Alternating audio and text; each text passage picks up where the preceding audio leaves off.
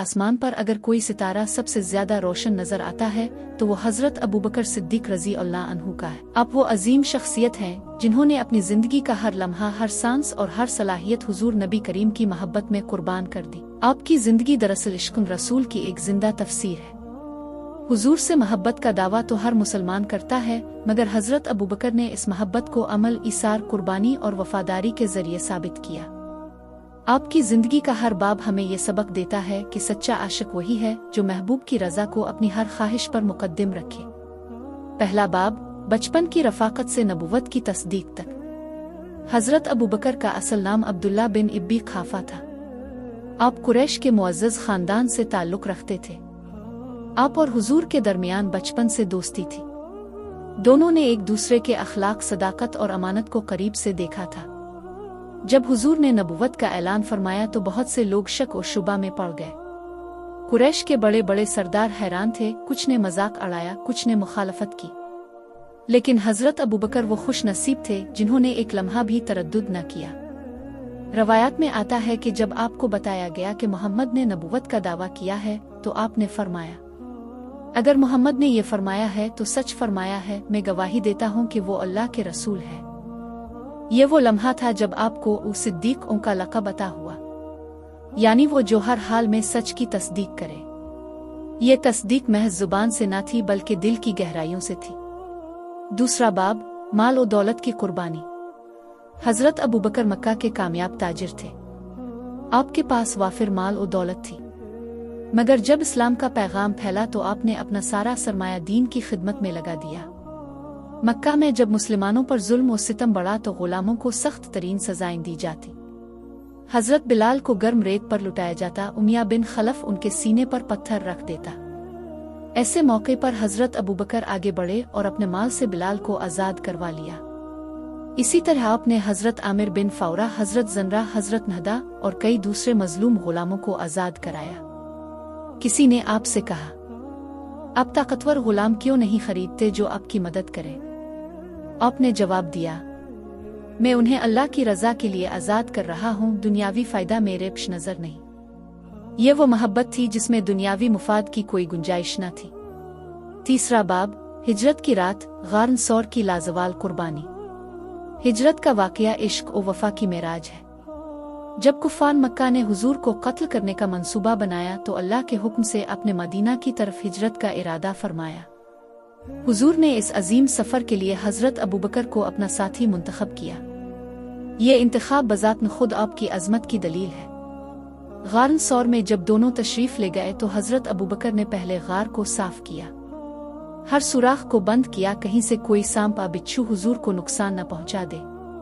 एक सुराख बाकी रह गया तो आपने अपना पाँव इस पर रख दिया। रवायात के मुताबिक किसी जहरीले जानवर ने आपको काट लिया, मगर आपने तकलीफ बर्दाश्त की सिर्फ इसलिए कि हुजूर की नींद में खलल न पड़े। जब आंखों से आंसू बहने लगे और वो हुजूर के चेहरे पर गिरे तो अब बेदार हुए। पूछा, अबू बकर क्या हुआ? अर्ज किया, आ रसूल अल्लाह, मेरे माँ बाप अब पर कुर्बान, मुझे कुछ नहीं हुआ, बस एक तकलीफ है, मगर मैंने ये गवारा किया ताकि आप आराम फरमाएं। ये वो लम्हा था जब कुरान की आयत नाजिल हुई, ले आते हज़ेना नुए अल्लुए में इन्या, गम न करो, बेशक अल्लाह हमारे साथ है। यह कुर्बानी क़यामत तक मोहब्बत की मिसाल बनी रहेगी। चौथा बाब, हर मरके में पेश पेश। गज़ू बदर, अहद, खंदक, तबूक, हर मैदान में हजरत अबू बकर हुजूर के शाना बशाना रहे। गज़ू बदर में जब मुसलमानों की तादाद कम थी और कुफ़ार की फौज बढ़ी तब भी आप साबित कदम रहे। गज़ू अहद में जब अफवाह फैली कि हुजूर शहीद हो गए हैं तो कुछ लोग घबरा गए, मगर हजरत अबू बकर ने हुजूर को जिंदा देखा तो आपकी आंखों में खुशी के आंसू आ गए। गज़ू तबूक में हुजूर ने सहाबा से माल की कुर्बानी का मुतालबा किया। हजरत उमर आधा माल लेकर आए, मगर हजरत अबू बकर अपना सारा माल ले आए। हुजूर ने पूछा, अबू बकर, अपने घर वालों के लिए क्या छोड़ा? अर्ज किया, अल्लाह और उसका रसूल काफी है। यह जवाब सिर्फ वही दे सकता है जिसका दिल इश्क रसूल से लबरेज हो। पांचवां बाब, मेराज की तस्दीक। जब हुजूर ने वाक़े मेराज बयान फरमाया तो कुफ़ार ने मजाक उड़ाया। कुछ कमजोर ईमान वाले भी मुतज़लज़ल हो गए। हजरत अबू बकर के पास आकर लोगों ने कहा, क्या तुम यकीन करते हो कि मोहम्मद एक रात में बैत अल मक़दस और आसमानों की सैर कर आए? आपने फरमाया, अगर मोहम्मद ने फरमाया है तो यकीनन सच फरमाया है। मैं तो इससे भी बड़ी बातों की तस्दीक करता हूँ कि उन पर आसमान से वही आती है। यही वो मकाम था जहाँ आपको सिद्दीक ओ का लक़ब मिला। छठा बाब, वफ़ात नबवी और सुद का सब्र। जब हुजूर का विसाल हुआ तो मदीना पर सकता तारी हो गया। हजरत उमर जैसे जरी सहाबी भी सदमे से निढाल थे। ऐसे वक्त में हजरत अबू बकर आगे बढ़े, हुजूर के चेहर अनवर से चादर हटाई, पेशानी को बोसा दिया और फरमाया, आ रसूल अल्लाह, आप जिंदगी में भी पाक थे और वफात के बाद भी पाक है। फिर मस्जिद में जाकर फरमाया, जो मोहम्मद की इबादत करता था वो जान ले कि मोहम्मद वफात पा चुके, और जो अल्लाह की इबादत करता है वो जान ले कि अल्लाह जिंदा है और कभी नहीं मरेगा।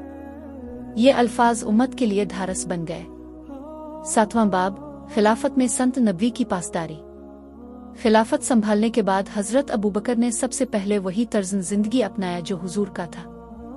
आपने फरमाया, जब तक मैं अल्लाह और उसके रसूल की इताअत करूं तुम मेरी इताअत करो, अगर मैं उनकी नाफरमानी करूं तो मेरी इताअत तुम पर लाजिम नहीं। ये आजिज़ी, ये तक़ू और ये इखलास दरअसल हुजूर की तरबियत का असर था। आठवां बाब, इश्क की आखिरी झलक। हजरत अबू बकर की सबसे बड़ी ख्वाहिश ये थी कि उनकी कब्र हुजूर के पहलू में हो। आपने अपनी बेटी हजरत आशा से फरमाया कि अगर इजाजत मिल जाए तो मुझे हुजूर के पहलू में दफन किया जाए। चुनांचे जब आपका विसाल हुआ तो आपको हुजूर के पहलू में दफन किया गया। ये दुनिया में भी साथ और आखिरत में भी साथ का एजाज है। नतीजा, इश्क सुद हमारे लिए पैगाम। हजरत अबू बकर सुद की जिंदगी हमें ये सबक देती है कि मोहब्बत रसूल सिर्फ अल्फाज का नाम नहीं बल्कि अमल, इसार, कुर्बानी और वफादारी का नाम है। उन्होंने माल कुर्बान किया, जान कुर्बान की, इज्जत कुर्बान की, मगर हुजूर का दामन न छोड़ा। अगर हम भी सच्चे आशिक बनना चाहते हैं तो हमें संत नबी पर चलना होगा, दीन की खिदमत करनी होगी और हर हाल में सच्चाई का साथ देना होगा। हजरत अबू बकर की मोहब्बत क़यामत तक आने वालों के लिए मशअल राह है। अल्लाह ताला हमें भी इश्क रसूल में सच्चा और मुखलिस बनाए और हजरत अबू बकर सुद के नक्श कदम पर चलने की तौफीक अता फरमाए। आमीन। अगर आपको ये हमारी वीडियो अच्छी लगी हो तो वीडियो को लाइक करें, चैनल को सब्सक्राइब करें और रज़ाई इलाही के लिए वीडियो शेयर करें। शुक्रिया।